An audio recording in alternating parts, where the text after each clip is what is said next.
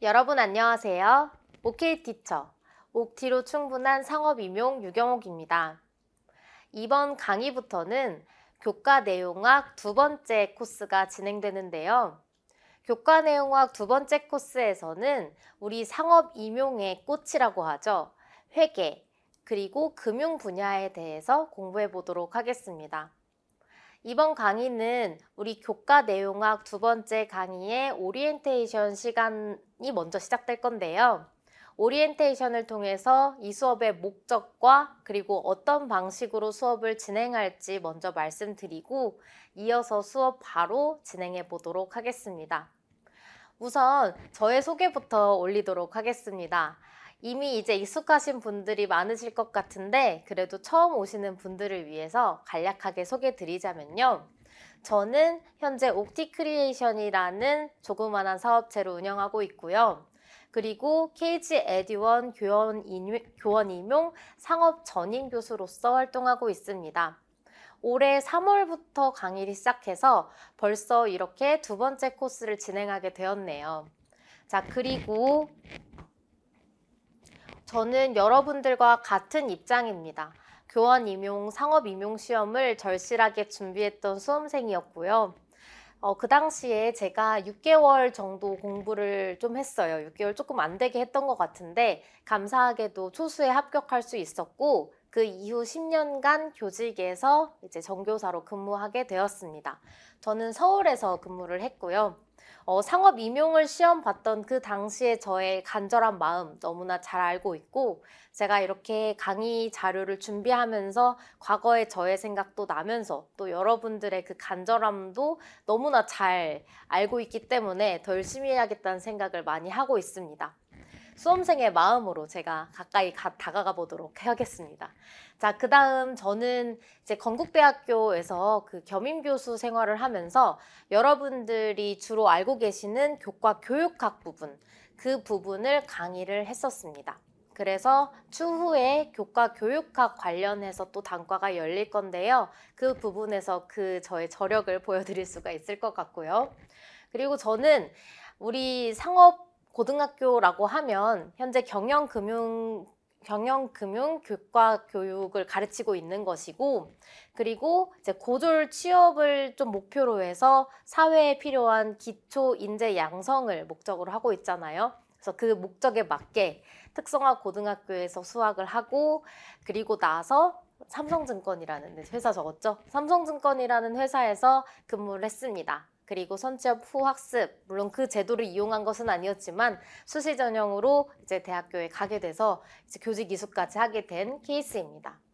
그리고 여러분들이 학교에 지금 재직하고 계신 분도 계시고 또 그렇지 않은 분도 계신데 저는 나는 하고픈 게 많은 교사입니다 라는 에세이집을 발간을 했어요. 그래서 이런 식으로 교사가 돼서 이제 책도 쓸 수 있고 뭐 여러 가지 유튜브를 촬영한다던가 이런 다양한 활동들을 하는 것에 있어 제가 여러분들에게 조금 더 좋은 인상이 남겨지지 않을까라는 생각이 듭니다. 그래서 여러분들이 혹시 이런 다른 사항에서 궁금한 게 있으시면 저한테 언제든지 문의하셔도 괜찮고요. 그리고 저는 개인적으로 우리 상업 교육의 발전을 굉장히 갈구하고 있는 사람입니다. 제가 애초에 처음 교직에 들어갔을 때도 임용시험을 봐야겠다 생각했던 것도 제가 고졸 취업을 했고 또 이렇게 대학교에 다니면서 그 직업 교육이라던가 이런 부분에 대해서 제가 많이 발전을 시키고 싶다는 열망이 굉장히 많았거든요. 그래서 제가 이제 교사직을 잠시 내려놓고 이렇게 다양한 활동을 하고 있는 것도 이 활동 저의 목적의 일환입니다.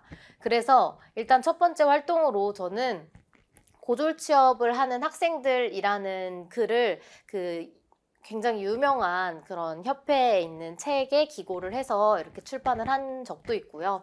그리고 유튜브 채널을 운영하는 것도 뭐 물론 제가 다른 사람들에게 뭐 재밌는 모습을 보여드리고 싶거나 혹은 저의 재미도 있지만 이렇게 우리 상업 과목이라던가 이런 발전들을 위해서 그런 긍정적인 인상 그리고 소개 이런 것들을 할 수 있는 스피커로서 작용하고자 하는 목적도 있습니다. 그래서 천천히 나아가고 있는데 그 모습 같이 지켜봐 주셨으면 좋겠고, 상업이 발전되면 저도 좋고 여러분도 좋은 것이니까 한번 우리 같이 힘차게 그 발전을 위해 나아가 보도록 합시다. 같이 해요. 혼자 하면 외롭습니다. 자, 그래서 일단 교과 내용학 두 번째 강의의 목표는 상업 임용의 회계 이론을 10주 만에 탄탄하게 완성한다, 이 부분입니다. 사실 우리가 10주간의 이론 수업으로 진행이 되는데, 이전에 교과 내용학 1에서도 10주 동안 경영, 마케팅, 무역 이런 부분을 같이 다뤘어요. 그래서 10주에 딱 맞춰서 끝낼 수 있었고, 이번 강의도 10주 만에 완성을 하는데, 회계 안에 굉장히 다양한 요소들이 있고, 또 추가로 제가 설명드리지 못했던 금융 부분, 그 금융 부분에 대해서도 같이 이야기를 이번 코스웍에서 같이 할 예정이라서요. 그래서 여러분들이 이 강의를 다 들으시면 적어도 회계 문제를 보면 일단 어떤 방식으로 풀어야 할지 떠올릴 수는 있다라는 정도로 습득이 되는 것이 저의 목표입니다. 강의 포인트 보시면 이해하기 쉬운 설명이라고 되어 있는데, 사실 문제풀이 목적의 수업이 아니기 때문에 여러분들이 이해가 정확히 되는 것이 그 목적입니다.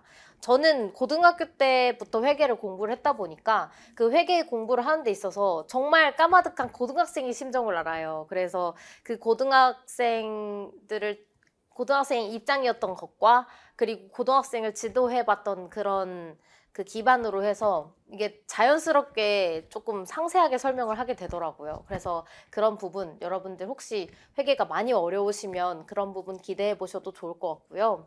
그리고 일단은 상업 임용에 적합하게 맞췄다고 말씀드리고 싶습니다. 왜냐하면 우리가 회계 공부를 할 때, 제가 수험생일 때도 마찬가지였지만 대체 어떤 교과서를 봐야 될지, 어떤 교재를 봐야 될지 모르겠는 거예요. 그래서 뭐 중급 회계를 펼쳐보기도 하고 공무원 회계 책을 펼쳐보기도 하고 하는데, 사실 그 범위가 다르거든요. 우리가 그 공시되어 있는 그 범위에 따르면 범위가 다르고, 또 그 범위 또한 올해 다르고 내년 다릅니다. 그래서 그 범위를 그냥 그 시적절하게 임용에 맞춰서 제가 분석을 해서 강의 자료를 만들고 있기 때문에, 다른 자료를 보지 말고 그냥 이 자료를 보시면 없는 것 빼고 다 있다, 그렇게 생각을 하고 임하실 수 있을 거라고 생각합니다.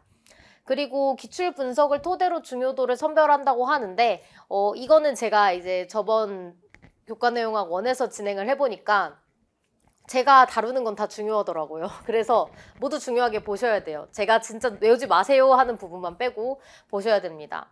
왜냐면 이제 제 자료가 많은 듯 많지 않거든요. 대신 하나하나 모두가 중요하기 때문에 다 열심히 봐야 된다는 그런 면도 있지만, 그래서 한 300페이지 정도 되면 그 부분을 그냥 다 씹어 먹는다는 생각으로 계속 반복을 해주셨으면 좋겠습니다.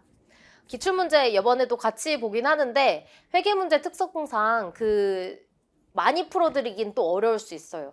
그래서 그 문제들을 스스로 풀 수가 있는 부분이다 싶으면 제가 문제를 오히려 좀 안 푸는 문제들도 좀 남겨놔서 여러분들이 풀실 수 있게끔 문제는 제공을 하고, 이런 방식으로 진행을 해볼까 합니다. 자, 우리 강의에서 다루는 시험 범위도 보도록 할게요. 우선 우리 이거 좀 색깔이 너무 빨개서 안 보일 텐데, 여러분들 프린트에 잘 보이실 거예요. 자, 우선 교과 교육학 부분에 나와 있는 것들이 있고, 교과 내용학으로 나와 있는 부분이 시험 범위가 이렇게 나누어져 있는데, 우선 교과 교육학 부분 같은 경우는 뭐 지금 여기서 다루는 건 거의 없어요. 근데 대신 제가 회계 기초 특강이라고 해서 특강을 무료로 제공해드린 부분이 있는데, 그 부분을 여러분들이 적어도 1강은 보셔야 좀 약간 교육과정 부분에 대해서 이렇게 좀 전체적으로 확인할 수가 있고, 그 개념을 탑재한 상황을 기반으로 해서 교과 내용학을 들으시면 조금 더 이해가 빠르실 것 같다라는 말씀 드리고 싶고요. 그리고 여기 빨간색으로 표시된 부분 보시면, 자, 여기 지금 경제학원론, 상업경제, 회계원리, 회계이론, 세무회계, 회계정보처리론, 재무관리, 그리고 ERP 회계, 이렇게 되어 있어요. 그래서 이 부분을 저희가 다루는 것이고, 나머지 부분은 우리가 교과 내용학 1에서 다뤘다, 이렇게 생각을 해주시면 되겠습니다. 그래서 교과내용학 2 세부 범위 이 빨강색으로 표시되어 있는 거를 아래에서 조금 더 자세히 설명을 드려볼게요. 이거는 2022 개정 교육과정 내용과 차이가 있을 수밖에 없습니다. 왜냐하면 이거 고시한 것 자체가 그 전이기 때문에. 그래서 이것도 바뀔 거예요. 바뀔 것 같습니다. 머지않아. 그런데 일단 우린 여기에 맞춰서 공부를 해보는 방식으로 하겠고요. 자, 우리 여기서 보면 경제학 원론에서 화폐 부분이 나오는데 네, 그렇게 자주 다루진 않지만 이거 자체는 우리 금융 부분에서 다룬다라고 생각을 해주시면 되겠고, 뭐 나머지 안 했던 것들 연결해서 공부할 예정이고요. 그리고 우리 금융 부분도 상업경제 금융 부분을 저번 코스웍에서 다루긴 했는데 너무 짧게 다뤘기 때문에 그 부분 한 번 더 살짝 건드리고 조금 더 나아가서 금융 일반이라는 과목 정도 포괄할 정도로 공부를 해보도록 할 예정입니다. 재무관리까지 연결할 거고요. 그다음에 경영학 원론에서 우리 재무관리 쪽 안 했거든요. 이거랑 회계관리 쪽인데 경영학 원론에서는 사실 그렇게 많이 크게 볼 게 없고 다른 거랑 중첩될 것 같아요. 회계 원리죠. 여러분들 혹시 회계 원리 교과서 있으신가요?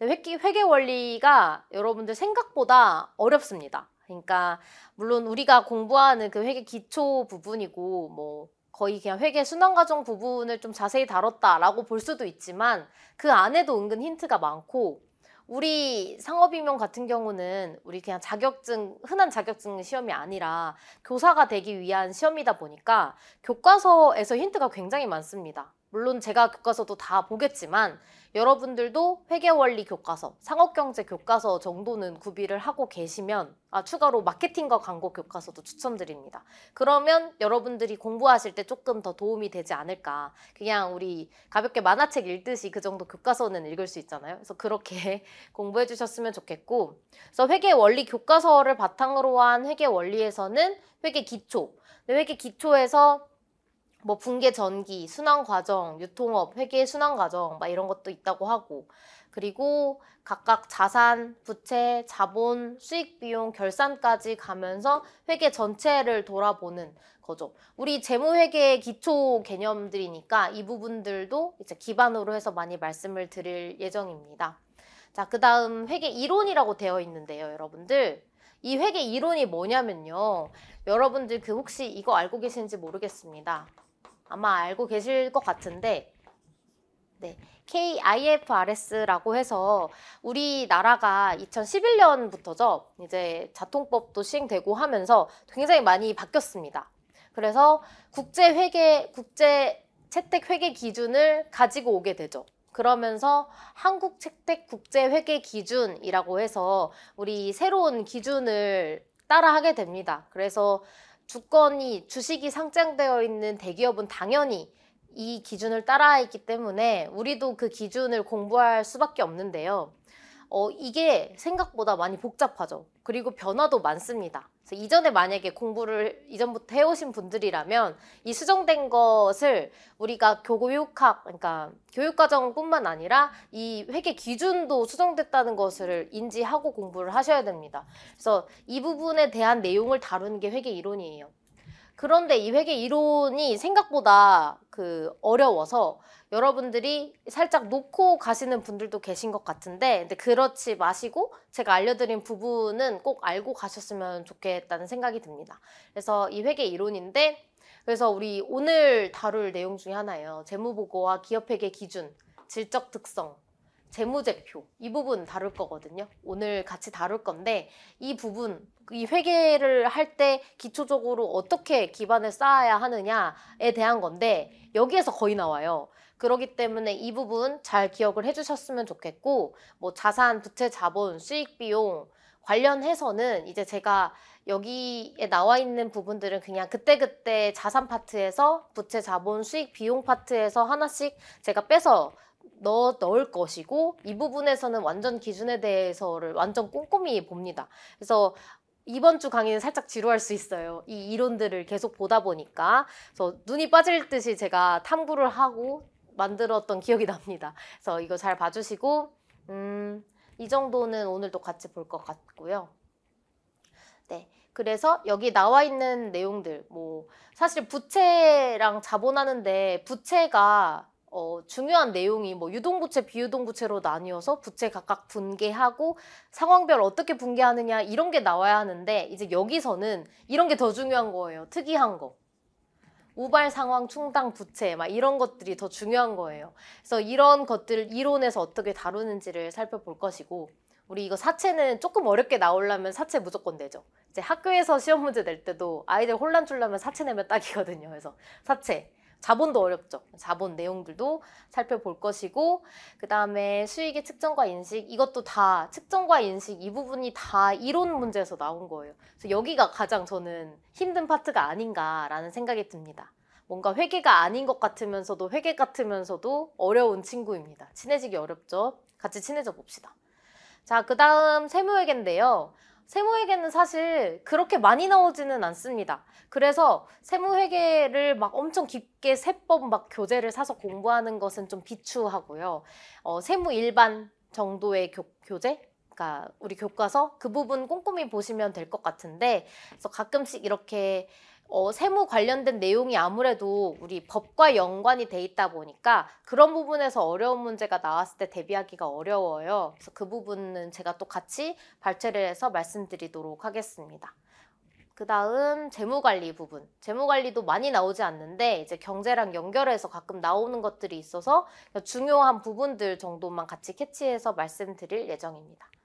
자, 그리고 여기 회계정보처리론이라고 되어 있는데 뭐 회계정보처리론이라고 해서 그 앞에 있는 회계랑 크게 다른 게 없어요. 재무회계랑 뭐 회계 원리랑 비슷한데 문제는 여기서 이제 원가회계가 등장해요.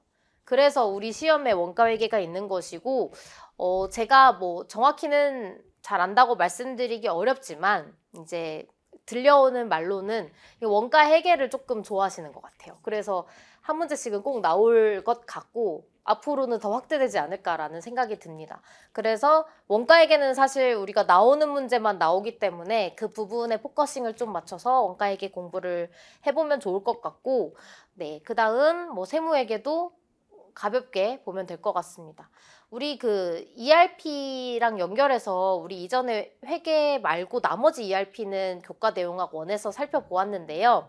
이제는 회계 관리 부분만 해당하는 부분만 살짝 보도록 하겠습니다. 어렵지는 않습니다. 네, 그렇게 범위 정도 설명드렸고 강의 일정인데 강의 일정은 순서는 비슷하게 가지만 실제 진도가 살짝 달라질 수 있어요. 그래서 그 부분 참고해 주시면 되겠고 아 이런 것들 다 다루는구나 판단을 해주시면 되는데 크게 이렇게 재무, 세무, 원가, 금융 이런 방식으로 진행이 되겠습니다. 특강은 우리 2월에 오픈한 특강인데 임용회계 기초 특강이라고 있어요. 아마 거의 들으신 걸로 알고 있거든요. 그런데 1차시 부분, 특히 이 부분은 적어도 수강을 하고 오셨으면 좋겠고 제가 이제 강의를 할 때 그 1차시 부분은 아예 다루지 않을 예정이고 나머지 2차시부터 5차시까지의 그 여기 특강에서 다루었던 것 같은 경우는 그 내용을 어느 정도 안다 생각하고 가기 때문에 생각보다 조금 어렵게 느껴지실 수 있으니까 혹시 강의 들으시다가 어렵다 하면 관련된 부분 좀 다시 들으실 수 있도록 그 학원에도 말씀드려 놓을 테니 그거 한번 확인해 보셨으면 좋겠습니다. 그러면 우리 이번 주차에는 어떤 것을 공부하냐면 그 앞에서 공부했던 이 회계의 순환 과정 이 부분이 아마 여기에서 2에서 5차시 에서 다루었던 내용일 거예요. 근데 이거 말고 사실 여기가 하이라이트예요. 재무제표라고 해서 회계 이론을 다룹니다. 그 기준서에 나와 있는 회계 이론을 다룰 예정이고 그 기준서에 있는 내용들이 좀 흔들리지 않게 이번 시간에 잡으셨으면 좋겠고 1주차에 하는 이유는 하기 싫은 부분일까봐 먼저 다루는 그런 느낌입니다. 자, 그 이후로는 그냥 우리가 평상시에 보던 책에서의 그 순서대로 진행이 되어 있고 이거를 이제 임용이랑 연결해서 공부를 할 예정이고 회계 이론이 중간중간에 계속 들어가 있을 수밖에 없다라는 거 참고해 주시면 되겠습니다.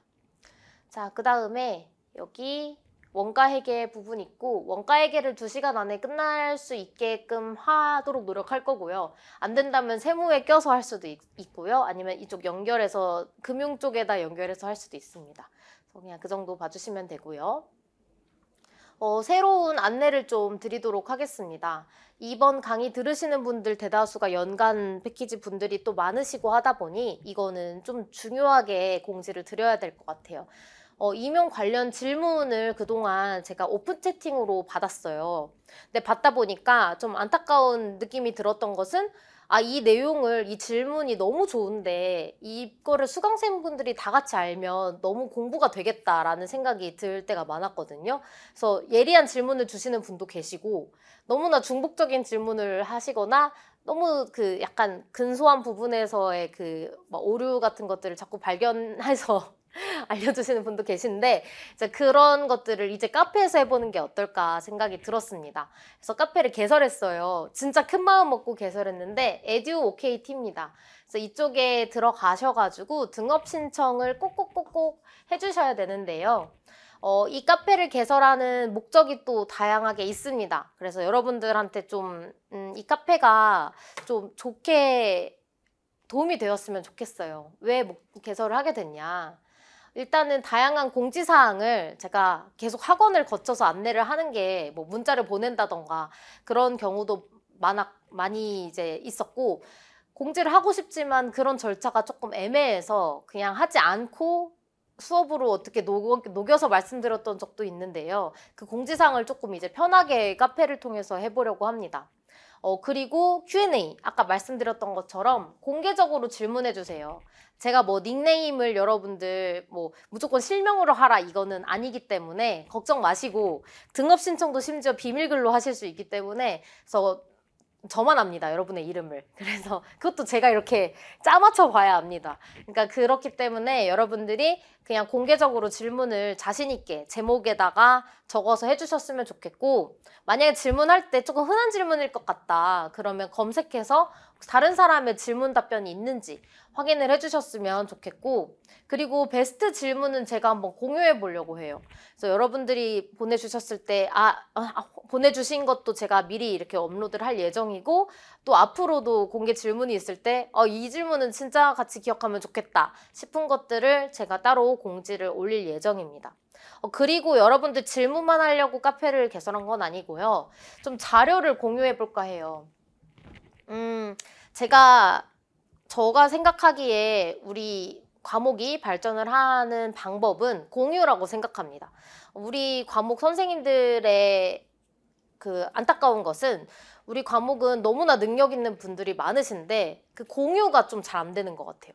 그래서 그 공유의 장을 열어보고 싶다는 그런 조그만한 날갯짓이라고 생각을 해주시면 되는데, 이 자료 공유는 어떤 거냐면 일단 제가 참고 자료도 공유하겠죠. 이게 강의를 하거나 할 때 여러분들이 같이 보셨으면 하는 자료 같은 걸 좀 공유를 하고 싶은 게 종종 있어요. 뭐 예를 들면 특히 경영 같은 경우는 요즘 그 시대 흐름에 따라서 조금 바뀌는 거라던가, 뭐 그리고 다른 뭐 자격증의 기출 문제라던가 이런 것들은 제가 물론 분석도 하지만 여러분들이 직접 가서 찾으실 것 없이 이런 데서 보시면 너무 좋을 것 같아서 그런 자료도 좀 공유해드리고 싶고, 그리고 강의에서 좀 다루기 애매한 교과 내용들이 있어요.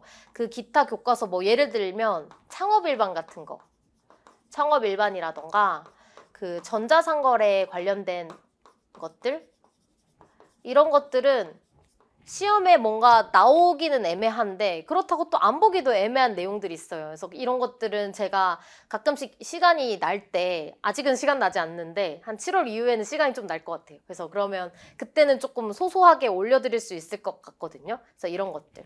그리고 저는 이것도 되게 중요하다고 생각해요.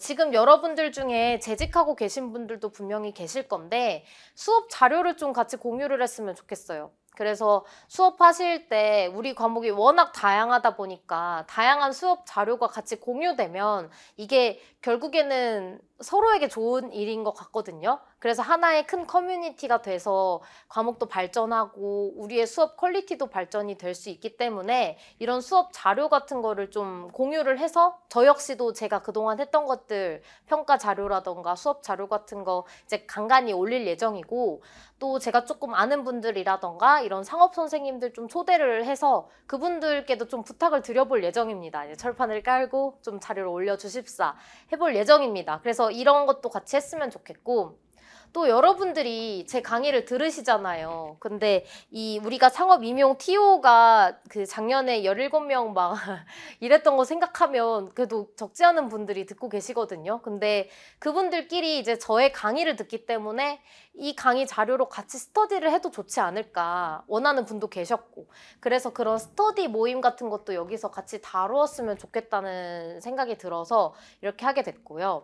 그래서 이번에 가입을 여러분들이 이렇게 해주시게 되겠고, 그리고 상업 선생님들도 모셔서 같이 이런 거 올리실 수 있게끔 자료 공유할 수 있는 그런 장이 마련됐으면 좋겠고, 그리고 예비 수강생이라고 되어 있는데 그 제가 얼마 전에 그 공주대학교에서 특강을 한 적이 있거든요. 근데 이제 공주대학교는 우리 그 상업을 유일하게 가르치는 학부예요. 그 아예 그 사범대에서. 그래서 저는 그런 과가 많이 늘어나야 된다고 생각을 하고, 근데 일단은 그래도 대표적으로 불릴 수 있는 학교에 가서 강의를 하다 보니까 이 예비 수강생 친구들도 살짝 기가 죽어 있더라고요. 그래서 조금 우리 상업이 아직 살아있다라는 걸 좀 알려주고 싶다라는 생각으로 이 친구들이 자료 같은 거 볼 수 있게, 대신 수강생만 볼 수 있는 자료는 못 보지만 좀 공개적으로 줄 수 있는 자료까지는 볼 수 있게끔 해볼 생각입니다. 여러분들도 좋은 마음으로 그것에 같이 동참을 해주셨으면 좋겠고, 제가 이제 그 학원 측에도 말씀드려서 살짝 홍보를 할 건데, 우리 교과 내용학 원에서 공부했던 경영, 뭐 무역, 마케팅 이런 부분들을 조금 키워드 같은 것만 모아서 핸드북으로 해서 자료를 여러분들께 배포해 드릴 예정이에요. 그래서 그거는 카페를 가입해서 등업하셔야지만 보실 수 있기 때문에 재빨리 이거 보시자마자 바로 가입을 해주셨으면 좋겠습니다. 그래서 이 강의가 올라갈 때쯤에 저도 카페를 좀 더 정비를 해두고 있겠습니다. 자, 그리고 우리 수업 관련 질문은 공개적으로 업로드를 해주셨으면 좋겠고, 우리 이 질문 말고도 우리 인생 질문 같은 거 많잖아요. 그래서 이런 것들은 익명 게시판을 이용해 주시면 닉네임조차도 보이지 않게 할 수가 있습니다. 그래서 저도 그분이 누군지 모르고 이제 여러분이 누군가 올려주시면 인생 고민도 은근 비슷하거든요. 그래서 그런 것들 익명으로 올려주셔서 다른 분들 볼 수 있게 해주셨으면 좋겠고, 만약에 질문에 대한 답변을 알면 답해 주셔도 됩니다. 거기다가. 그래서 사실 여러분들이랑 저랑 제가 이 모든 분야를 섭렵하는 것이 아니고, 제게도 약한 부분이 있고 눈치채신 분도 계실 거지만 약한 부분이 있고, 그리고 제가 강한 부분도 있습니다. 여러분도 마찬가지예요. 근데 다만 저는 이 전체에서 어떤 게 중요한지를 알고 그거를 좀 더 터득하는 능력이 더 빠르고, 이렇기 때문에 여기에 서 있는 거라고 생각해요. 그리고 저의 경험, 수험 경험 등등 다양한 경험이 모여 있고, 저는 사실 제가 개인적으로 시험을 잘 보는 타입이고 조금 학습도 빠른 편이라고 생각합니다. 그래서 그걸 여러분에게 공유할 수 있는 이 직업을 가진 것에 행복하거든요. 여러분도 마찬가지잖아요. 그러니까 교사가 되고 싶은 거라고 생각하니까요. 알려주세요. 선생님처럼. 알려줬으면 좋겠고, 그래서 그 강의 내용 질문, 각종 고민 이렇게 나누어져 있고, 진짜 만약에 저한테 그래도 1대1로 개인적인 상담을 하고 싶다, 그럴 경우에는 오픈 채팅을 이용해 주세요. 근데 저는 이제 카페가 만들어졌기 때문에 카페에 더 신경을 쓸 거고, 이 오픈 채팅이 들어가 있는 그 핸드폰이 저에게 또 다른 기계거든요. 그래서 쉽게 좀 천천히 보게 될 것 같아요. 그래서 이 부분에 좀 더 집중을 할 테니 여러분들 많이 카페 이용해 주시고, 오픈 채팅도 괜찮습니다. 그리고 이제 블로그가 있는데 이게 조금 부끄럽긴 한데, 뭐 제가 여기에다가 저의 뭐 소회라던가 이런 것도 올리고 가끔 공지사항을 업로드를 하긴 하는데 안 보셔도 됩니다. 그래서 이 부분은 그냥 그러려니 해주시면 될 것 같습니다. 그래서 이 정도로 이제 OT 관련된 설명을 드리는 걸로 마무리하면 좋을 것 같고요. 자, 이어서 우리 시간 그래도 약 30분 정도 된 것 같은데 조금만 수업 진행하고 그러고 쉬도록 하겠습니다. 잠깐만 기다려주세요. 네, 여러분, 이제 강의 자료 펼쳐주시면 되겠습니다. 자, 우리 강의 자료 깨끗하게 우리 처음 1페이지로 시작하니까 기분이 좋네요.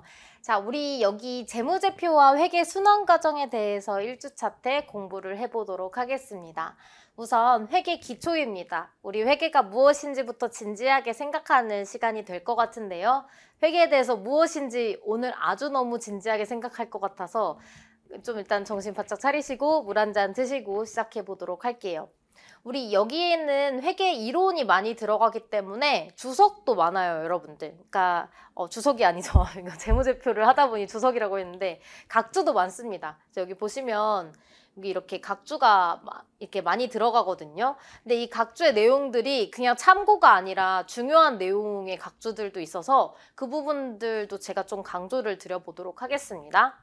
자, 우선 우리 회계에는 무엇이냐면 회계정보 이용자. 자, 우리 회계정보 이용자, 즉 이해관계자라고도 합니다. 그래서 이 회계정보 이용자가 합리적인 판단이나 의사결정을 할 수 있도록 기업 실체에 대한 유용한 정보를 식별, 측정, 전달하는 과정이다.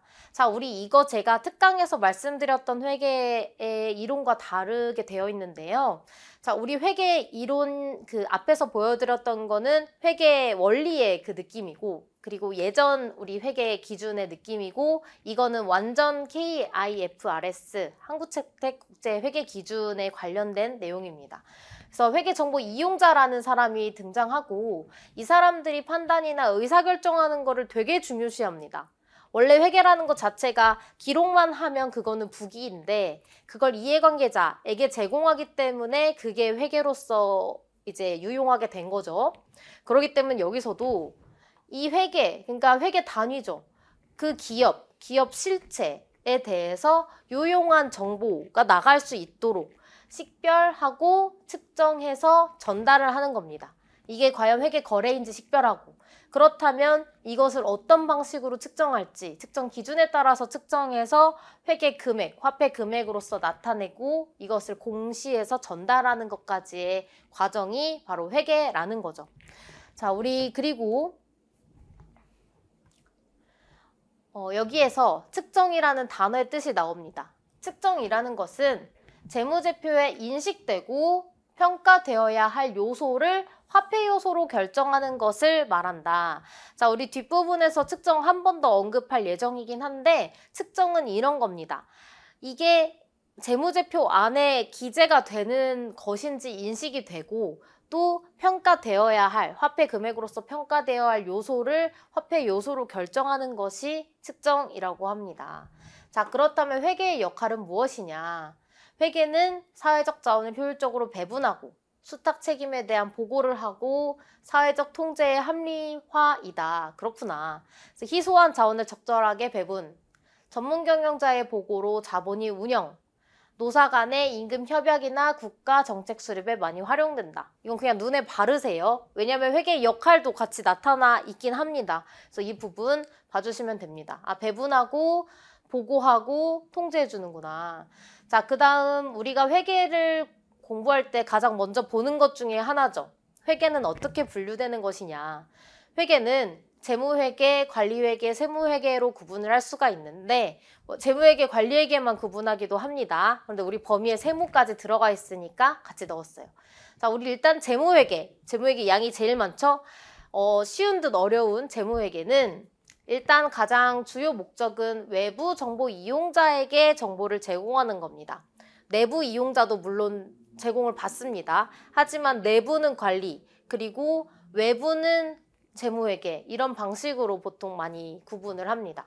그래서 외부 정보 이용자에게 경제적 의사결정에 유용한 정보를 제공하는 것으로 정보 이용자와 이용 목적이 특별히 지정되어 있지 않아서 일반 목적 재무보고라고도 한다. 자, 이 말이 무엇이냐 하면요. 자, 우리 일반 목적 재무보고라는 것이 되게 큰 주제로서 회계 이론에 들어가 있습니다. 일반 목적 재무보고라는 거는 우리가 불특정 다수에게 정보를 제공하기 때문에 그것을 일반적이라고 표현을 해서 일반 목적으로 재무보고를 하는 것이 재무회계라고도 표현이 되는 겁니다. 자, 우리 재무제표를 정보 제공 수단으로 한다.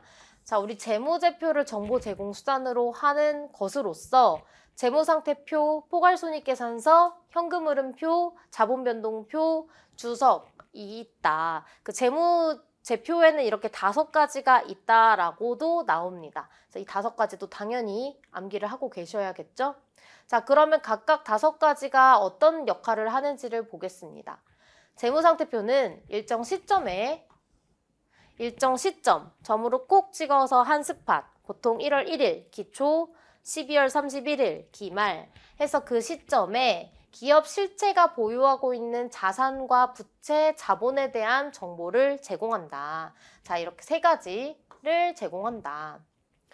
포괄손익계산서는 일정 기간이죠. 그래서 1월 1일에서 12월 31일까지 그 기간 동안 기업 실체 경영 성과에 대한 정보를 제공한다. 이거를 손익과 기타 포괄 손익 계산서라고도 한다라고 되어 있는데요.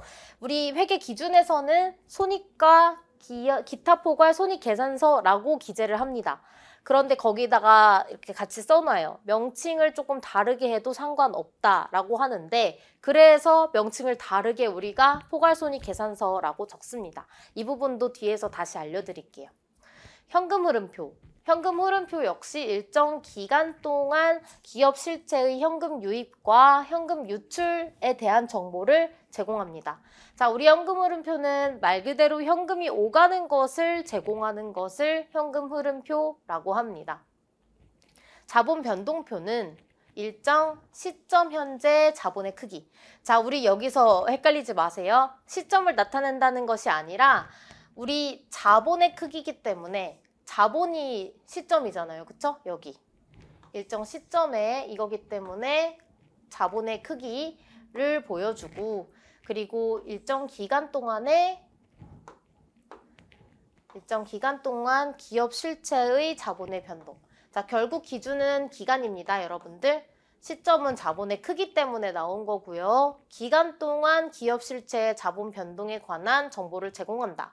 라고 해서 시점을 따지는 것은 재무상태표밖에 없어요. 그리고 추가적으로 우리 여러분들 그거 아시나요? 그 발생주의와 현금주의라고 해서 그 회계가 보통 인식이 될 재무제표 요소가 인식이 되면 그때 발생했다고 해서 발생 기준 회계를 하고 있습니다.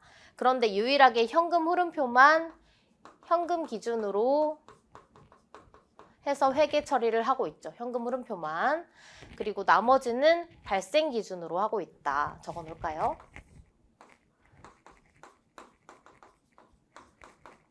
이것도 우리의 어휘가 좀 바뀌었습니다. 원래는 발생주의, 현금주의 이렇게 이야기를 했는데 발생 기준이라고 표현을 해요. 여기 회계 기준 자체에서. 그래서 그 부분도 참고를 해주세요. 그리고 주석 같은 경우는 다른 4개의 재무제표가 이해 가능성이 높아지도록 여러 정보들을 제공합니다. 저의 각주처럼 제공하는 것이 바로 주석입니다. 그래서 그 부분들. 다음 관리회계가 무엇이냐? 관리회계는 기업의 내부 정보 이용자에게 관리적 의사결정에 유용한 회계 정보를 제공을 하고 경영자의 의사결정 문제랑 관련해서 개별적이고 직접적인 형태로 추정 판단에 대한 내용 그리고 주관적이다. 원가회계도 이 안에 들어가 있다. 이런 내용을 포함한다. 자, 우리 세무회계 같은 경우는 과세소득 산정이랑 내가 얼마나 세금을 낼지 그 세금 계산을 목적으로 하는 것이 세무회계다. 자, 그리고 회계 같은 경우는 회계 단위랑 회계 기간이 있어요. 그래서 회계 단위라는 것은 장소적 범위다. 이것은 우리 기업 실체를 의미합니다. 그래서 기업당 하나가 원칙이라는 것은 회계의 단위를 하나로 해서 재무제표를 하나를 만들어야 된다는 것이 원칙입니다. 그렇지만 큰 기업 같은 경우는 본점과 지점, 본사와 공장으로 구분해서 회계 단위를 여러 개 해서 처리를 할 수가 있다. 이렇게 되어 있고요. 큰 기업이니까 우리 삼성그룹에서 삼성전자는 안 하고 삼성그룹만 할 수는 없잖아요. 그래서 그냥 여러 가지 구분할 수 있다. 그러려니 봐주시고, 회계 연도는 회계 기간이라고 해서 기간적 범위로 기업의 재무 상태랑 경영 성과를 기록 계산하기 위해서 인위적으로 구분한다. 그래서 현재 2025년은 단기가 되겠고 직전은 2024년 전기, 그리고 2026년은 우리 차기가 되겠습니다. 그래서 그런 방식으로 인위적으로 구분한다.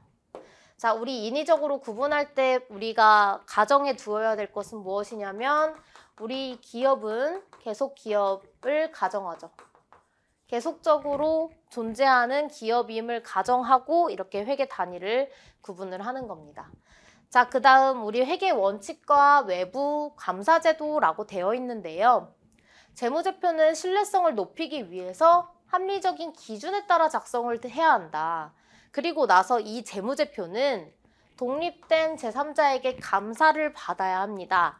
자, 이 말이 무엇이냐면, 우리가 회계 기준이라는 게 있는데 여러 가지가 있어요. 그 중에서 어떤 것을 따라야 합리적일지를 판단해서 그 기준을 따르고, 그 기준에 따라서 잘했는지 감사, 회계사 같은 분들이 이렇게 감사를 해요. 그래서 그것을 판단해서 알려주는, 그런 의견을 내는 그런 방식이죠. 자, 우리 첫 번째 보겠습니다. 일반적으로 인정된 회계 기준에서 GAAP라고 되어 있는데요. 이거는 기업 실제 영향을 미치는 경제적 사건을 재무제표로 보고하는 것으로, 우리나라 회계 기준은 이렇게 두 가지가 대표적으로 있습니다. 그래서 우리가 보는 것이 한국채택국제회계 기준을 일단 보고, 일반 기업 회계 기준이라는 것도 봅니다. 과거에 이거였죠. 근데 지금은 여기 한국채택국제회계 기준이고요. 그 우리가 일반적으로 인정된 회계 기준이라는 것이 여기랑 연결됩니다. 참고해 주시고, 자, 그 다음 한국채택국제회계 기준 봤고요. 여기에서 중요한 거는 재무제표의 구성 요소 5가지입니다. 너무나 쉬운 얘기지만 재무제표의 구성 요소는 하면 잘 떠오르지 않을 수 있어요. 그래서 이 부분 참고해서 기억해 주시길 바라겠습니다. 자, 그 다음 우리 여기까지 보고 잠깐 쉬었다 갈게요. 주식회사의 외부 감사에 관한 법률을 적용을 받는 기업 중에서 상장 기업이랑 KIFRS를 선택한 비상장 기업은 KIFRS를 적용한다.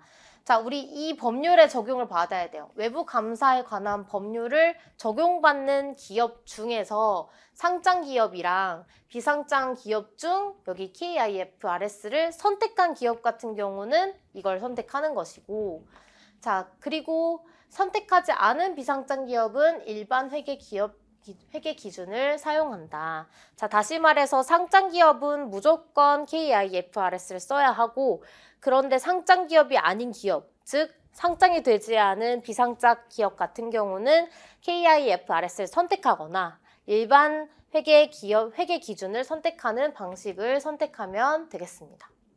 자, 그리고 그 외에 개별법의 특수 기준을 공시하는 경우도 있어서 그럴 경우에는 그 기준을 따르면 되겠습니다.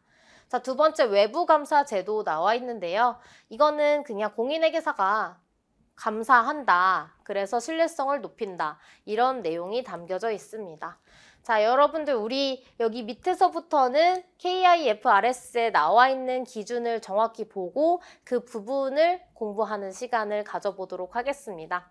우리 교과 내용학 두 번째 코스가 시작되었는데, 우리 이렇게 찬란한 봄처럼, 혹은 여러분들이 언제 수업을 들으실지 모르겠지만 그 계절에 맞게 열심히 공부를 하셔서 꼭 꽃 피우시길 간절히 바라는 마음입니다. 자, 그러면 다음 시간에 뵙겠습니다. 고맙습니다.